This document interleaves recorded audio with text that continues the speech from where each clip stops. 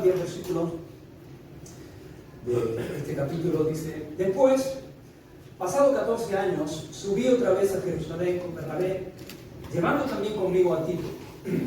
Pero subí según una revelación, y para no correr o haber corrido en vano, expuse en privado a los que tenían cierta reputación el evangelio que predico entre los gentiles. Mas ni aun Tito, que estaba conmigo, con todo y ser griego, fue obligado a circuncidarse. Y esto a pesar de los falsos hermanos introducidos a escondidas, que entraban para espiar nuestra libertad que tenemos en Cristo Jesús, para reducirnos a esclavitud, a los cuales ni por un momento accedimos a someternos, para que la verdad del Evangelio permaneciese con vosotros. Pero de los que tenían reputación de ser algo, lo que hayan sido en otro tiempo, nada me importa, Dios no hace excepción de personas. A mí, pues, los de reputación, nada nuevo me comunicaron.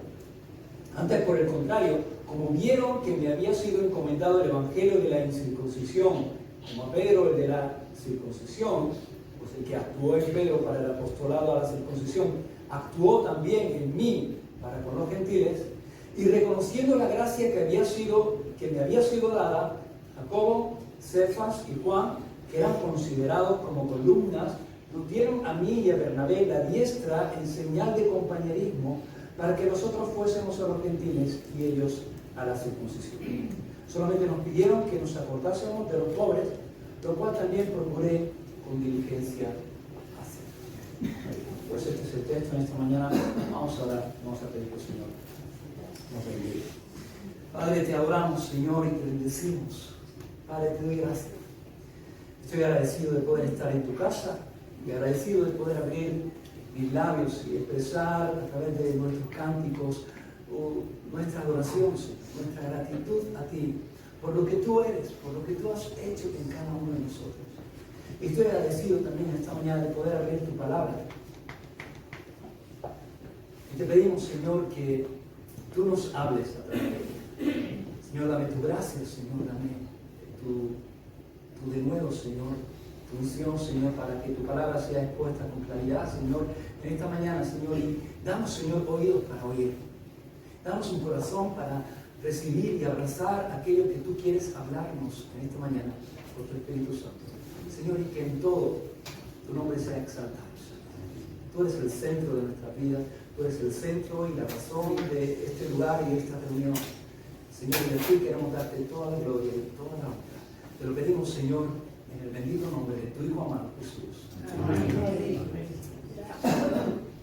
Amén, hermanos. Muy bien, pues estamos aquí y estamos en este estudio que estamos haciendo de la epístola de Gálatas. Para los que tal vez nos visitáis por primera vez en esta mañana, acostumbramos a estudiar la Biblia y acostumbramos a hacerlo libro por libro y acostumbramos a hacerlo pasaje por pasaje. Queremos estudiar lo que Dios nos quiere decir y nos enseña en su palabra y hacerlo en el contexto en el cual Dios nos lo enseña. Para eso lo mejor es tomar un libro y tomarlo desde el principio a fin y así también poder escudriñar y aprender de todo lo que Dios nos dice en su palabra. No solamente de algunas partes o de las partes que tal vez nos gustan más o con las que nos sentimos más cómodos, sino con toda la palabra de Dios. Porque Dios tiene cosas que enseñarnos y cosas que tenemos que nosotros aplicar también a lo largo de toda la Escritura.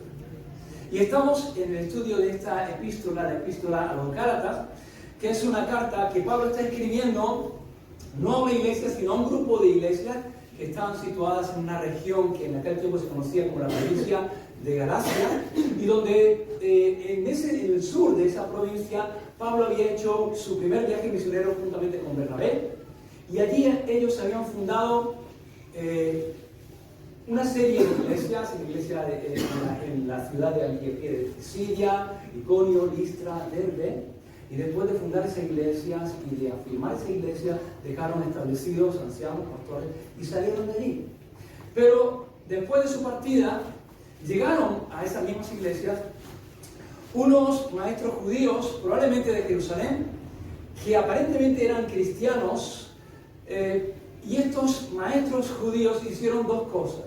En primer lugar, corrompieron el Evangelio de Cristo, enseñando que para ser salvos ellos tenían que circuncidarse, tenían que guardar toda la ley de Moisés, las tradiciones de los ancianos. Es decir, no es suficiente con creer en Jesús para ser salvo. Hay que creer en Jesús y algo más. Es Jesús y guardar la ley, circuncidarse, guardar todas las tradiciones de los ancianos. Pero ese no es el Evangelio. Ese no es el Evangelio de Cristo. El Evangelio, las buenas nuevas, Pablo nos recuerda en el versículo 4 del capítulo 1, nos recuerda cuál es el Evangelio. El Evangelio es que Jesús se dio a sí mismo por nuestros pecados para librarnos del presente siglo malo. La Escritura enseña que todos somos pecadores. No hay ni un solo hombre, ni una sola mujer que no sea pecadora. No hay justo ni aun uno, todos somos pecadores. Pero Él, Jesús, se dio a sí mismo, se dio por nosotros en nuestro lugar, pagó el precio de nuestros pecados para librarnos de la condenación. ¿Qué tenemos que hacer nosotros entonces para ser salvos? Nada. Todo lo hizo Cristo en la cruz. Solamente tenemos que venir a Él en arrepentimiento y fe y recibir la salvación que es por gracia. Pablo dice en Efesios 2, por gracia sois salvos por medio de la fe. Y esto no es de vosotros, pues es un don de Dios, es un regalo de Dios, no por obras, para que nadie se gloríe, para que nadie pueda exaltarse y decir, yo soy salvo por mis propios méritos, por lo que yo he hecho, por mi esfuerzo, por mi capacidad. No, es por gracia, para que nadie se gloríe, para que toda la gloria sea para Dios. Y esa es la buena noticia, ese es el Evangelio. Pero lo que están diciendo estos falsos maestros, estos judíos que habían llegado a las iglesias de la Gálatas, es que la obra de Jesús no es suficiente. Hay que añadirle algo a la obra de Jesús. La obra de Jesús no está completa en la cruz. Tenemos que completar esa obra a través de nuestras obras, a través de nuestros esfuerzos, a través de circuncidarnos, de guardar la ley, de guardar las tradiciones de los ancianos. Pero eso no es el Evangelio. Ellos estaban corrompiendo el Evangelio de Cristo. Eso es lo primero que hacen estos falsos maestros judíos cuando llegan allí. Lo segundo que hacen, lo que también hicieron, es que menoscabaron la autoridad de Pablo. Pusieron en duda su apostolado. Claro, estos hombres llegan allí a estas iglesias de Galacia y comienzan a enseñar un evangelio diferente, comienzan a decirles a los cristianos que aparte de creer en Jesús hay que hacer una serie de cosas, hay que guardar una serie de ritos, una serie de tradiciones.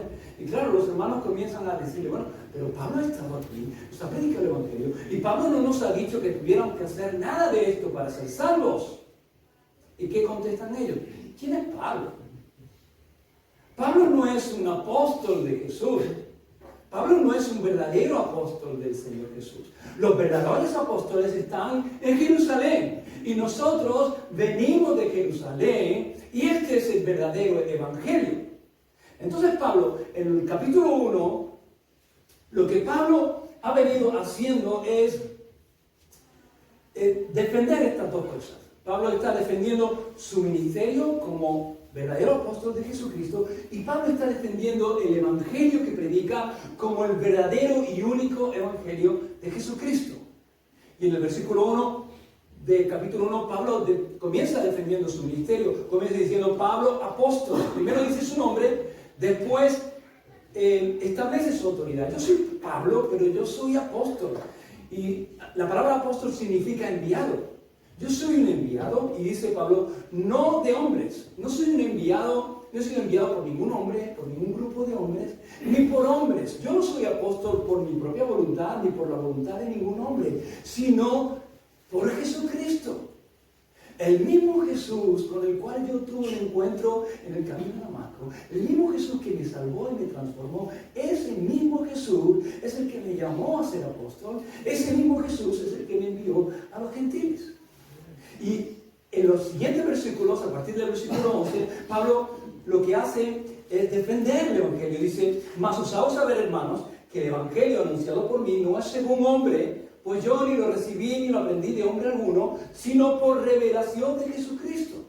Pablo está diciendo, yo tuve un encuentro con Cristo. Yo tuve un encuentro con el Cristo resucitado. Yo vi a Cristo resucitado. Y ese Jesús con el cual yo tuve un encuentro que me cambió y me transformó, ese mismo Jesús es el que me llamó a ser apóstol, y ese mismo Jesús es el que me reveló el Evangelio y me dio el Evangelio que yo tengo que predicar y que yo os he transmitido. Tanto mi ministerio como mi Evangelio, yo lo he recibido directamente de Jesús. Y termina el capítulo 1 haciendo un breve resumen de cómo ocurrió eso, de su vida, de cómo era su vida antes de su encuentro con Jesús y de cómo era su vida o su historia unos años después de su ministerio con Jesús. Y claro, la pregunta que tal vez estaba o que podía estar en la mente de los Gálatas y que Pablo muy bien intuye es esta. Vale, Pablo, muy bien. Cristo te ha revelado a ti directamente el Evangelio. Pero a lo mejor, Pablo, no entendiste bien el Evangelio. Y por eso, tú predicas un Evangelio diferente al Evangelio que según estos maestros judíos se predica en Jerusalén. ¿Quién nos dice a nosotros que tú realmente entendiste bien el Evangelio y que no entendiste mal lo que Jesús directamente te estaba transmitiendo y enseñando? Esa es la pregunta que Pablo intuye que tal vez pueda estar en la mente de los Gálatas y es la pregunta a la cual Pablo va a dar respuesta en estos versículos que hemos leído y que vamos a ver en esta mañana. ¿Cómo lo va a hacer? ¿Cómo va a demostrar Pablo que realmente él no entendió mal el Evangelio que Cristo le transmitió? Pues lo va a hacer demostrando que a pesar de que él había recibido el mensaje de una manera independiente al resto de los apóstoles, predicaba un mensaje idéntico a ellos. Su Evangelio era independiente en términos de revelación, pero era idéntico en términos de contenido al de los apóstoles de Jerusalén. Y comienza Pablo en el versículo 1 de este capítulo 2 que hemos leído diciendo: después, pasados 14 años, subí otra vez a Jerusalén con Bernabé, llevando también conmigo a Tito. Después, pasados 14 años. ¿Pasados 14 años de qué? Bueno, pues de todas las cosas que Pablo había ido relatando en los versículos anteriores acerca de su vida y que vimos la semana pasada. Déjame que te haga un resumen, una línea cronológica de las cosas que Pablo ha ido contando, más o menos rápido. Basado un poco en lo que Pablo dice en los versículos anteriores y lo que encontramos también en Hechos capítulo 9. Pablo era un perseguidor de la iglesia. Él era alguien que estaba persiguiendo la iglesia, estaba en contra del nombre de Jesús. Y Pablo, persiguiendo a la iglesia y persiguiendo a los cristianos aún más allá del territorio de Israel, va camino a Damasco, que es la capital de Siria, para buscar ahí también personas que han creído en Cristo, para apresarlas, arrestarlas, llevarlas a Jerusalén, judíos. Estamos hablando de judíos cristianos. Y en ese camino a Damasco, Pablo tiene un encuentro con Cristo, con el Cristo resucitado. Y él dice que tiene una aparición y hay un resplandor que aun siendo al mediodía, donde el sol está más alto, superaba con mucho el resplandor del sol. Y Pablo quedó ciego, cae a tierra y él reconoce a Jesús como el Señor. Reconoce que está persiguiendo a Jesús. Y Pablo entra en Damasco ciego y es llevado a casa de un tal Judas. Y estando allí, después de estar 3 días allí, el Señor envía a un hombre, a un cristiano llamado Ananías, a que vaya a esa casa y le dice: ve allí y ora por Pablo. Y este hombre llega allí a esa casa de Judas, ora por Pablo, las escamas de sus ojos se caen, recobra la vista, y Pablo se bautiza ya como creyente, como alguien que ha entendido quién es Jesús, como un creyente en Cristo. Pablo se bautiza y rápidamente comienza a predicar el Evangelio en Damasco, pero nos dice Pablo que no mucho tiempo, sino que él, después de ese encuentro que tuvo con Jesús en Damasco, se va a Arabia. Y allí en Arabia, Pablo pasa 3 años. No sabemos en qué lugar de Arabia estuvo, pero Pablo nos dice que estuvo 3 años en Arabia.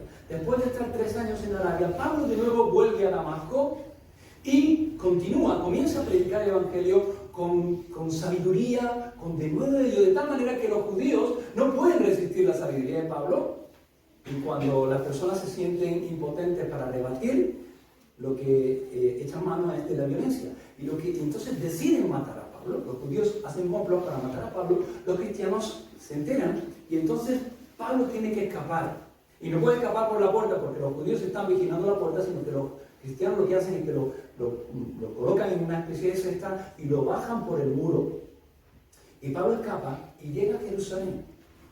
Y es la primera vez que llega Pablo a Jerusalén desde su conversión. Han pasado más de 3 años desde que Pablo se convierte y llega a Jerusalén. Y cuando llega a Jerusalén, Pablo quiere juntarse con los creyentes, con los cristianos, con la iglesia, pero nadie quiere juntarse con Pablo. ¿Por qué? Pablo había hecho barbaridades con los cristianos allí en Jerusalén. Y los cristianos no se fiaban. No se creían del todo que Pablo realmente se hubiera convertido a Cristo. Pensaban que tal vez era una trampa para que se delatasen como cristianos y arrestarlos. Y nadie se junta. Pablo quiere juntarse con la iglesia, pero nadie se junta, todo el mundo lo rechaza, no puede juntarse con la iglesia. Y entonces llega Bernabé. Y es Bernabé el que se junta a Pablo y habla con Pablo. Y Pablo lo introduce a la iglesia, le presenta a los apóstoles.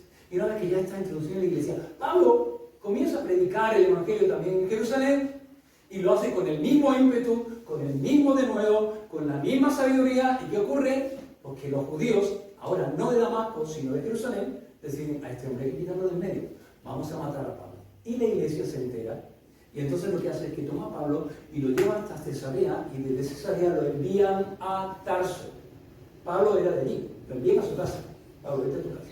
Lo envían a Tarso,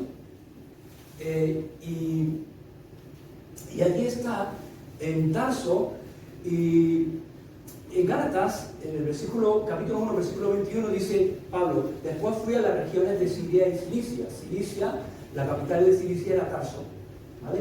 Y en Siria, ¿qué estaba en Siria? En Siria estaba la iglesia de Antioquía, ¿vale? La iglesia de Antioquía. Y Pablo pasó 14 años en las regiones. Y dice el versículo 22: y no era conocido a vista de las iglesias de Judea, que eran en Cristo, solamente oían decir: aquel que en otro tiempo nos perseguía, ahora predica la fe que en otro tiempo asolaba, y glorificaban a Dios en mí. Y versículo 1: después de pasados 14 años, subí otra vez a Jerusalén con Bernabé, llevando también con Bernabé. Pasados 14 años después de que él salió de Jerusalén, llevado a Cesarea y fue enviado a Tarso, habían pasado 14 años desde la última vez que él había estado en Jerusalén. Pablo de nuevo sube a Jerusalén, y no sube solo. ¿Quién subió con Pablo? Bernabé. Se lo dicen 2 personas. La primera persona que se nombra es Bernabé, y ya hemos mencionado aquí un poquito a Bernabé. ¿Quién era Bernabé? Bernabé, hermanos, es uno de estos personajes aparentemente secundarios en la Escritura, a los cuales tal vez no damos mucha importancia. Nos parecen que son personajes secundarios en la obra de Dios, pero en realidad Bernabé fue un hombre que tuvo un lugar importante al comienzo de la iglesia y un lugar importante en la extensión del evangelio en el primer siglo. Bernabé no era uno de los 12 apóstoles, Bernabé ni siquiera era uno de los 7 diáconos, y sin embargo su nombre aparece 24 veces en el libro de Hechos. Y solamente hay 2 nombres, 2 personas que se mencionan más en el libro de Hechos aparte de Bernabé. Solamente se mencionan más a Pedro y a Pablo. La segunda persona que más se menciona en el libro de Hechos es este hombre, Bernabé. ¿Y quién era? ¿Qué sabemos de Bernabé? Bueno, en Hechos 4 se nos dice que este hombre, su nombre realmente no era Bernabé, su nombre era José. Y sabemos que era judío, que era de la tribu de Leví, que era natural de Chipre, pero los apóstoles le cambiaron el nombre de José y le pusieron por sobrenombre Bernabé. Y Bernabé significa hijo de consolación. Y esta palabra consolación en el original griego es la palabra parakleseos, que viene de la palabra parakletos, palabra griega parakletos, que es la palabra que encontramos en Juan capítulo 14, versículo 6. Cuando Jesús está hablando a sus discípulos la última noche que iba a estar cenando con ellos, en la última cena, Jesús les dice muchas cosas. Entre las cosas que les dice es que Él se va a ir, pero que no les va a dejar solos. Y les dice: yo rogaré al Padre y Él os dará otro consolador. Esta palabra consolador es la palabra parakletos, para que esté con vosotros para siempre. Paracletos es una palabra griega que literalmente significa es uno que viene al lado de otro para ayudar. Y esa es la labor del Espíritu Santo. Cuando Jesús está hablando de Consolador, está hablando del Espíritu Santo. Él está con nosotros siempre. El Espíritu Santo está siempre con nosotros, ayudándonos en todo lo que necesitamos, ¿no? Y este hombre José es llamado Bernabé, hijo de consolación. ¿Por qué? Pues porque este hombre seguramente era un hombre que ayudaba mucho a las personas, era un consuelo para muchos, era alguien que acostumbraba a acercarse a las personas que tenían necesidad, ayudarles y consolarlos. En Hechos capítulo 4 se nos dice que este hombre era más o menos rico, tenía una propiedad y vendió esa propiedad y trajo el dinero a los apóstoles para suplir la necesidad de las personas, de los hermanos que estaban en la iglesia que estaban en necesidad. Un hombre que también tenía un corazón generoso. Y era alguien que estaba al lado de las personas cuando necesitaban ayuda. Y como hemos visto, y hemos dicho, cuando Pablo llega allí a Jerusalén, nadie quiere juntarse con Pablo. Pablo quiere juntarse con la iglesia y se acerca, pero la gente huye, no quiere juntarse, nadie quiere juntarse con él a causa de su pasado. Y es Bernabé el que se acerca a Pablo y el que lo introduce a los apóstoles. Bernabé era un conciliador. Había ciertas cosas, ciertos reparos en los cristianos en cuanto a Pablo, porque había hecho estragos en la iglesia, pero Bernabé es un conciliador. Bernabé coge, toma a Pablo y lo introduce en la iglesia. Bernabé es alguien con un corazón amoroso, es alguien que creía en el poder de Dios para transformar a las personas y se acerca a Pablo y lo introduce en la iglesia. Y hermanos, en la iglesia necesitamos personas así. La iglesia necesita personas que sean conciliadoras, personas que no causen divisiones, no personas que causen divisiones. Estas personas no son útiles en la iglesia. Así que no te rodees de personas que lo que causan es disputas, divisiones entre hermanos. Rodees de personas que son conciliadoras, que nos unen, que producen unidad. Este Bernabé era así. Más adelante, en Hechos capítulo 11, cuando de repente el Evangelio comienza a extenderse entre los gentiles en Antioquía de Siria y los apóstoles en Jerusalén lo escuchan, envían a este hombre, a Bernabé. Y llega allí y ve lo que está ocurriendo. Dice en Hechos 11:23 que cuando llegó, vio la gracia de Dios y se regocijó y exhortó a todos que con propósito de corazón permaneciesen fieles al Señor. Exhortó, animó a los creyentes a que permanecieran fieles al Señor. La iglesia necesita personas así. Personas que cuando ven la obra de Dios en otras personas se alegren. Y personas que animen a otros, que nos animemos unos a otros a permanecer fieles al Señor. Y así era Bernabé. Y cuando él ve lo que está ocurriendo, y ve que hay un montón de personas que están conociendo al Señor y que necesitan ser enseñadas, y ven la cantidad de trabajo que hay, se acuerda de alguien. ¿De quién se acuerda Bernabé? Se acuerda de Pablo. Y Pablo, que había ido a Tarso, él va a Tarso y busca a Pablo y lo encuentra y se lo trae a Antioquía para que ayude a enseñar a los cristianos, a las personas que están conociendo, a enseñarles. Y allí Pablo está trabajando en la iglesia de Antioquía. Así que Pablo era alguien así que animaba, que motivaba a las personas a hacer lo que tenían que hacer, ¿no? Y necesitamos también personas así que nos motiven, que nos motivemos nosotros a hacer y a hacer lo que tenemos que hacer. Y luego Bernabé más tarde es el que acompaña a Pablo en su primer viaje misionero. Mejor dicho, más bien es Pablo el que acompaña a Bernabé. Porque al principio siempre se nombra Bernabé y Pablo, ¿no? Pero hay un momento como que Bernabé da un paso hacia atrás y da en primer lugar a Pablo y luego a partir de ahí es Pablo y Bernabé, ¿no? Y Bernabé estaba con Pablo, o Pablo estaba con Bernabé cuando se fundaron estas iglesias de Galacia. Así que los gálatas conocían muy bien a Bernabé. Bernabé para los gálatas no era un extraño. Y entonces dice que Pablo vuelve a Jerusalén y vuelve con este hombre, con Bernabé, un hijo de consolación para la iglesia, alguien que estaba al lado de las personas para ayudarles. A lo mejor Bernabé no era tan buen predicador como era, no sé, Apolos o Pablo. A lo mejor a través de Bernabé no se producían tantas señales y milagros y sanidades como a través de Pedro, pero era alguien que estaba al lado de las personas que ayudaban. Y sabes, eso es algo que todos podemos hacer. A lo mejor no tenemos la capacidad para comunicar bien ni para predicar bien. A lo mejor no tenemos, Dios no nos usa de una manera sobrenatural, pero todos podemos acercarnos a personas que sabemos que están pasando dificultades y estar al lado de ellos y consolarlos y ayudarlos y apoyarlos.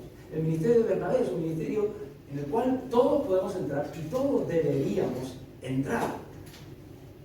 A mí me gusta mucho Bernabé y me gusta cómo lo define. En Hechos 11:24 dice que era varón bueno, lleno del Espíritu Santo.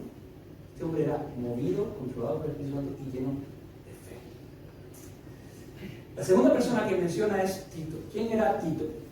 No sabemos mucho acerca de Tito. ¿Qué sabemos? Sabemos que era griego, que no era judío.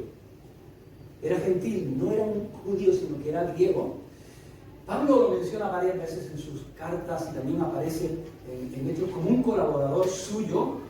Y tenemos una carta, un libro del Nuevo Testamento, es una carta dirigida por Pablo a este hombre, a Tito, la epístola de Tito. Y en esta epístola Pablo dice de Tito y lo llama verdadero hijo en la común fe. Lo llama verdadero hijo en la común fe. Así que es muy posible que este hombre se convirtiese bajo el ministerio de Pablo, tal vez allí en Antioquía.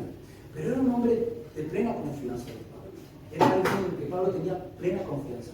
Tenía un corazón como el de Pablo a la hora en cuanto a la iglesia. Y Pablo lo envía a lugares difíciles. Pablo tenía mucha confianza. Lo envía a iglesias que eran complicadas de pastorear. Lo envía a la iglesia de Corinto, lo envía también a Creta. Era un hombre de confianza. Así que Pablo sube a Jerusalén y sube con estos dos hermanos. Me estoy extendiendo tal vez un poco. Y sube y dice Pablo, pero subí según una revelación. ¿Cuál es esa revelación? Si quieres saber cuál es esa revelación, no me voy a... lee Hechos capítulo 11, versículo 27 al 30.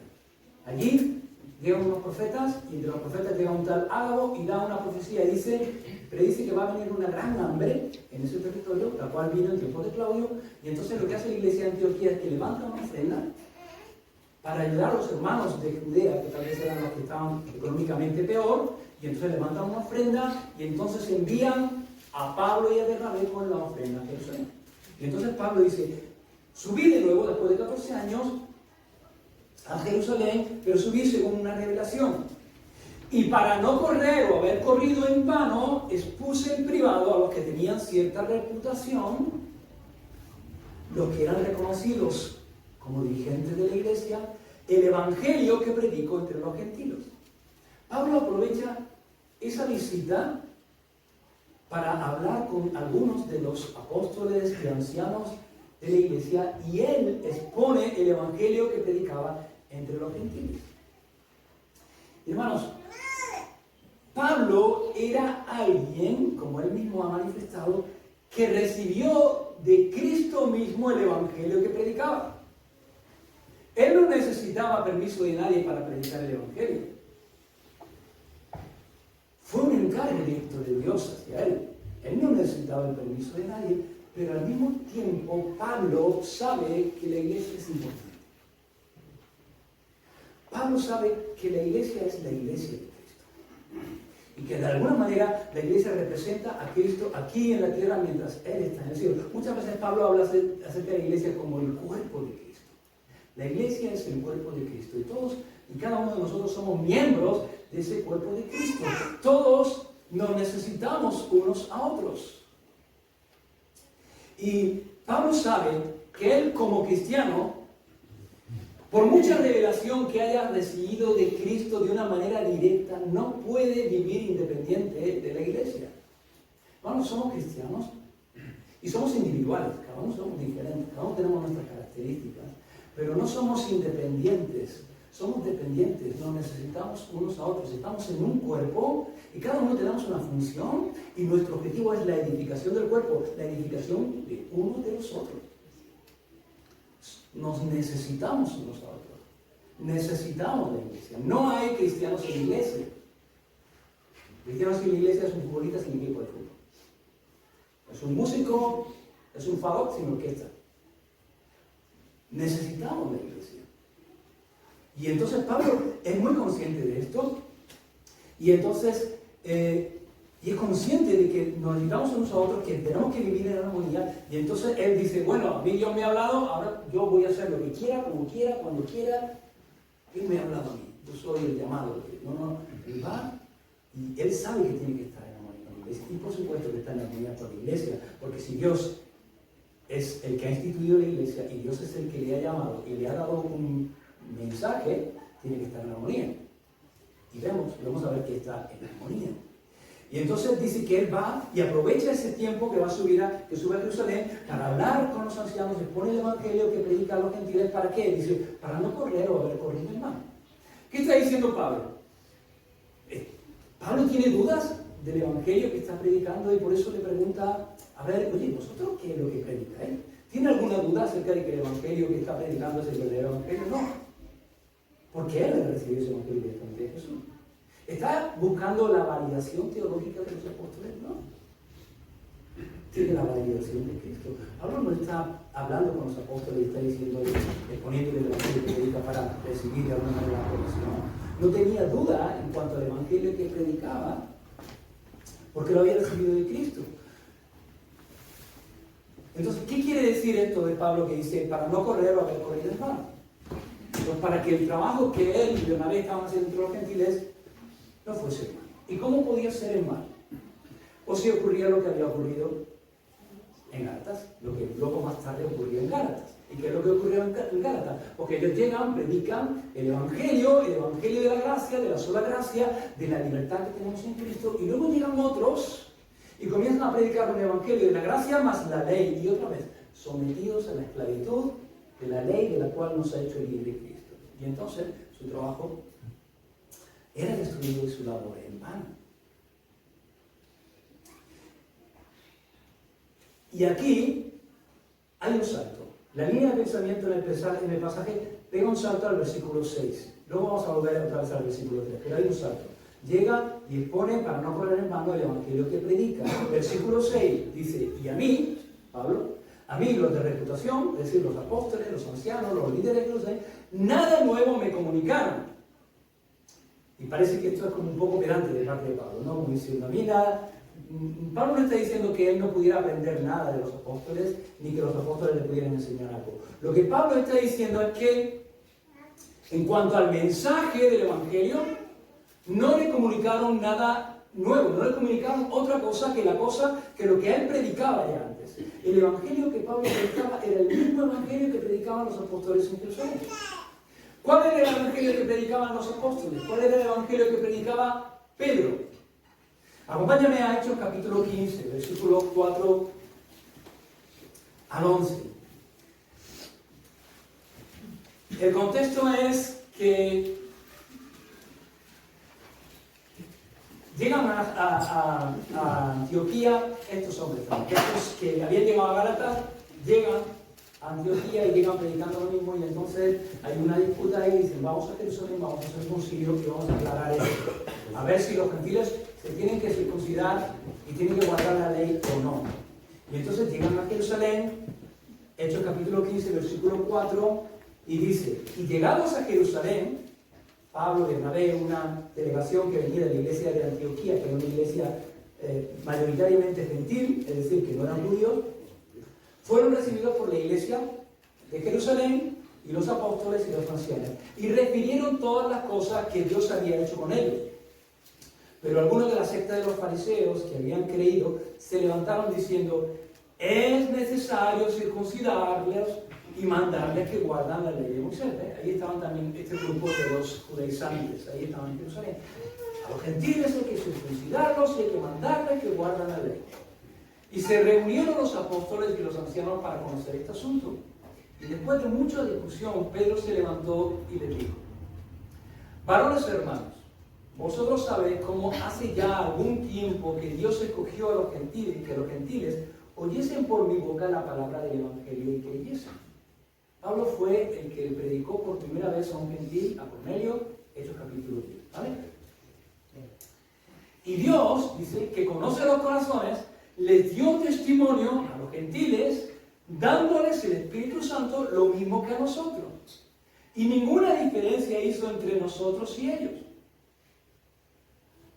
Y ellos no estaban circuncidados. Pero sí, ninguna diferencia hizo entre nosotros y ellos. Purificando por la fe sus corazones. ¿Cómo fueron purificados los corazones de Cornelio y de los que estaban allí? Por la fe, no por las obras, no por la circuncisión, no por guardar la ley, por la fe. Y continúa Pedro, ahora pues, ¿por qué tentáis a Dios poniendo sobre la cerviz de los discípulos un yugo que ni nuestros padres ni nosotros hemos podido llevar? ¿Por qué tentáis a Dios poniendo una carga sobre los gentiles que ni nuestros padres ni nosotros hemos podido llevar? Porque ni nuestros padres cumplieron la ley, guardaron la ley, nosotros tampoco. No podemos guardar la ley. Eso es una carga que no podemos llevar y nadie puede llevar. ¿Por qué tentáis a Dios? Dice, antes bien, creemos que por la gracia del Señor Jesús seremos salvos igual que ellos. ¿Cómo somos salvos? Por la gracia del Señor. Pero a la gracia, ¿qué hay que añadirle? Pedro, nada. Es gracia sobre gracia. Y ese es el evangelio que predicaba Pedro, ese es el evangelio que predicaban los apóstoles en Jerusalén, y es el mismo evangelio que predicaba Pablo, porque solo hay un evangelio. Y Pablo continúa en el versículo 7. Al contrario, como vieron que me había sido encomendado el evangelio de la incircuncisión, como a Pedro el de la circuncisión, pues el que actuó en Pedro para el apostolado, actuó también en mí, para el apostolado de los gentiles. No está hablando aquí Pablo de dos evangelios, un evangelio de la circuncisión, otro de la circuncisión. Está hablando de dos llamados, dos personas que fueron llamados por la misma persona, por Jesús, a diferentes ministerios. Pedro fue apóstol enviado a los judíos, Pablo apóstol enviado a los gentiles, y fueron enviados a dos grupos diferentes, pero con el mismo mensaje, con el mismo evangelio, el evangelio de la salvación por gracia a través de la fe en Cristo. Versículo 9. Y reconociendo la gracia que me había sido dada, Jacobo, Cefas, Pedro y Juan, que eran considerados las columnas, como columnas de la iglesia, nos dieron a mí y a Bernabé la diestra, la mano, en señal de compañerismo, para que nosotros fuésemos a los gentiles y ellos a los judíos. Estaban de acuerdo, eran compañeros, eran hermanos en Cristo, eran parte de la misma iglesia del Señor, del mismo cuerpo, con la misma comisión: predicar a Cristo, predicar el evangelio a todas las naciones. En resumen, el evangelio que Pablo había recibido de Cristo, como no podía ser de otra manera, era el mismo evangelio que de Cristo habían recibido los apóstoles.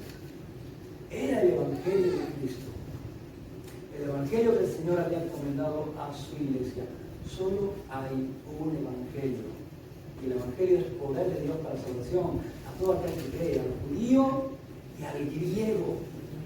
Pero el evangelio que tiene poder para salvar es el evangelio que Cristo nos transmitió. Solo hay un evangelio. Y es el mismo para judíos y para gentiles, para griegos y no griegos. Volvamos al versículo 3. Dice, cuando fuimos a Jerusalén, dice, ni aun Tito, que estaba conmigo, con todo y ser griego, fue obligado a circuncidarse. Tito subió con Bernabé y con Pablo a Jerusalén. Pablo era judío, Bernabé era judío, los cristianos de Jerusalén eran judíos, y Tito era griego, pero Tito sube. Y ya sabéis lo que para los judíos era juntarse con un gentil.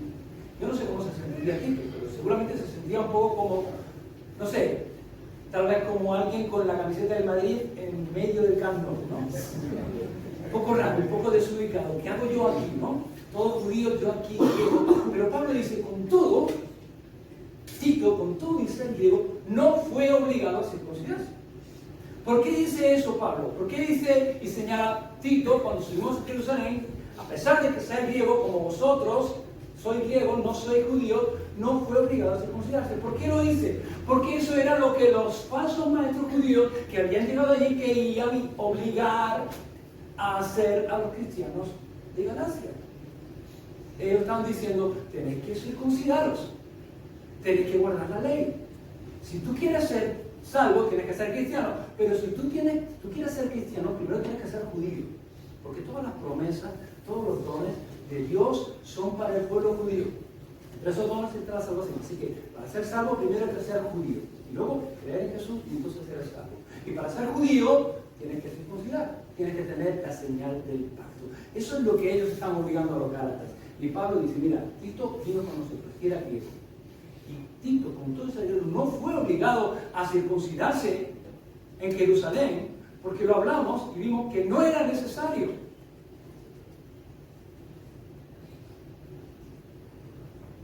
Entonces, ¿por qué estos que dicen venir de Jerusalén os quieren obligar ahora a vosotros a circuncidar?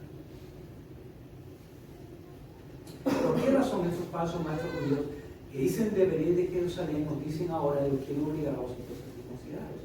Tito no fue obligado a circuncidarse, dice el versículo 4, y esto a pesar de los falsos hermanos introducidos a escondidas que entraban para espiar nuestra libertad que tenemos en Cristo Jesús, para reducirnos a esclavitud, a los cuales ni por un momento accedimos a someternos, para que la verdad del Evangelio no permaneciese con vosotros. ¿Tuvieron dificultades? Claro que tuvieron dificultades. ¿Por qué? Porque ahí estaban en Jerusalén, en la iglesia de Jerusalén, estaban los judaizantes, estaban ahí, ¿no? Y Pablo los llama falsos hermanos. Cuando un hermano es falso, ¿qué quiere decir? Que no es hermano. Es falso hermano, no es hermano. No eran hermanos verdaderos. Parecían, pero no eran hermanos. ¿Quién es tu hermano? ¿Quién es mi hermano? ¿A quién podemos llamar hermano? ¿La que viene a la iglesia? Porque venga a la iglesia ya es hermano, ya es cristiano. Si viene a la iglesia es cristiano, no todo el que viene a la iglesia es cristiano, ni todo el que está en la iglesia es cristiano. Como por el hecho de estar en un garaje no te convierte en un coche, y el hecho de estar en una iglesia no te convierte en cristiano. ¿Quién es? El que habla como un cristiano, el que nombra mucho en la Biblia y tiene ciertos conceptos, y habla acerca de justificación, propiciación, cosas así un poco raras que a veces hablamos los cristianos. El que lo parece tampoco, ni siquiera el que parece ser cristiano. ¿Quién es cristiano? Cristiano es el que ha recibido a Cristo de una manera real y auténtica en su vida. El que ha experimentado un nuevo nacimiento por el Espíritu Santo y ha recibido una nueva naturaleza. Cristiano es el que ha recibido eso. Y recibir a Cristo es creer quién es Él. Creer en lo que Él ha hecho y creer en lo que Él dice. En lo que Él dice, en lo que Él nos ha enseñado. Creer en el Evangelio que Él nos ha dado. Juan capítulo 1, versículo 12 dice que Jesús vino a los suyos, a los judíos, y los suyos no le recibieron. Mas a los que le recibieron, y hace una anotación, que recibir a Jesús, dice, a los que creen en su nombre, les dio potestad, el poder, ¿de qué? De ser hechos hijos de Dios. Si tú has recibido a Cristo de una manera verdaderamente, si tú has creído de una manera real en su nombre, entonces tú has sido hecho hijo de Dios. Somos hechos hijos de Dios. Los falsos maestros se están introducidos ahí a escondidas. Claro, cuando llega un falso maestro a una iglesia, no viene diciendo, hola, buenos días, soy Menganito tal, un falso maestro. Nadie lo dice. Vienen escondidas y se sientan entre la congregación, pero en cuanto tienen una oportunidad comienzan a enseñar lo que hay dentro de ellos. Empiezan a enseñar, pues, falsa doctrina. Dice que lo que trataban, dice, espiar nuestra libertad que tenemos en Cristo para reducirnos a esclavitud. Ese era el objetivo, reducirnos a esclavitud, volverlos otra vez a la esclavitud de la ley. Entonces, dice, ni por un momento accedimos a someternos. Pablo y Bernabé no estuvieron dispuestos a a transigir. No fueron transigentes, fueron intransigentes. Y este término intransigente es un término con bastante mala fama. Y que normalmente cuando dicen eres un intransigente, te lo dicen de una manera peyorativa, porque intransigente es sinónimo pues, de fanático, de terco, de testarudo, de intolerante. Pero también ser intransigente es sinónimo de firme, resistente, recto, inconmovible. Y hay cosas, hermanos, que tú y yo tenemos que ser intransigentes.